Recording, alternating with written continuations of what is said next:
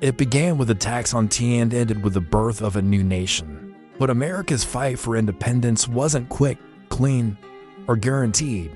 It was a bloody, chaotic revolution that pitted farmers, merchants, and blacksmiths against the most powerful empire on earth, Great Britain.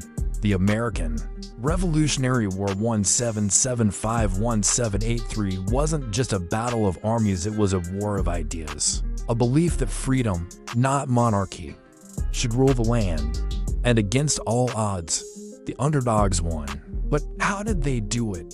In 1776, Thomas Jefferson penned the Declaration of Independence, stating boldly that all men are created equal, troops lack boots, blankets, and even food. But in the winter of 1776, Washington made his boldest move yet. On Christmas night, he crossed the icy Delaware River and launched a surprise attack on Hessian mercenaries in Trenton, New Jersey. It was a small victory, but a crucial one. It proved the revolution wasn't dead, and the governments derived their power from the consent of the governed. It was more than a political statement, it was a declaration of war against monarchy itself. Great Britain formally recognized the United States of America as an independent nation. What began as a protest had become a full-scale revolution, and it succeeded. Against the odds, against the world's greatest empire, the colonies had won. American forces, under General Horatio Gates and Benedict Arnold, defeated a major British army in upstate New York. Still, the Revolutionary War stands as a testament to what ordinary people can achieve when united by purpose, passion, and principle. It wasn't just about muskets and cannons. It was about the belief that freedom is worth fighting for and that even the smallest spark can ignite a movement that changes the world.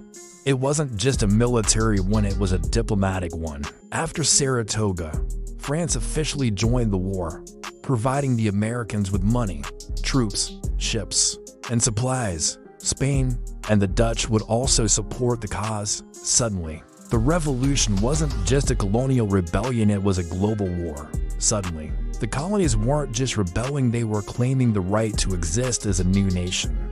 The British shifted their focus to the south, hoping to rally loyalist support there. The war became even more savage. Neighbor turned against neighbor, cities burned, and atrocities mounted. But guerrilla tactics and fierce resistance wore the British down.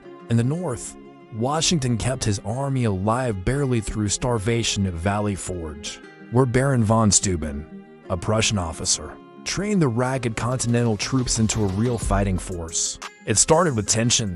For years, the British Crown had treated its American colonies as economic tools. They were met by Minutemen, ordinary citizens ready to fight. Shots rang out. No one knows who fired first, but history remembers what followed. The first battle of the American Revolution. The war had begun. In a coordinated assault with French General Rochambeau and a naval blockade by the French fleet, Washington surrounded Yorktown. After a brutal siege, Cornwallis surrendered. The British were stunned. The world was watching. The war was effectively over. Soon after, leaders from across the colonies gathered in Philadelphia and chose a man from Virginia, George Washington, to lead the Continental Army. He had no formal military training, but he had something far more powerful: the trust of the people. Colonists were taxed, regulated, and silenced. They had no representation in Parliament, yet they were expected to pay for British wars, obey British soldiers, and remain loyal to a king an ocean away. The Stamp Act, Townshend Acts, and Tea Act pushed the colonists to the edge. Protests erupted. British troops filled the streets. Then came the Boston Massacre, 5 colonists dead at the hands of British soldiers. And finally, the Boston Tea Party, where angry patriots dumped a fortune in tea into the harbor, defiantly declaring, "We will not be ruled." The British responded with force. In April 1775, redcoats marched to Lexington and Concord to seize colonial weapons. The British Army was better trained, better equipped, and far larger. On paper, the revolution should have ended in weeks. But the Americans had something the British didn't: home field advantage, purpose, and resolve. They weren't fighting to conquer, they were fighting for their land, their homes, their children's future. The British, meanwhile, were thousands of miles from home, fighting in unfamiliar territory with long, vulnerable supply lines. The war wasn't just fought on battlefields, it was fought in minds and hearts. The early years of the war were brutal. Washington's army suffered defeat after defeat. New York fell. Morale plummeted. The real turning point came in 1777 with the Battle of Saratoga. Still, the fight dragged on. By 1781, the British had overextended.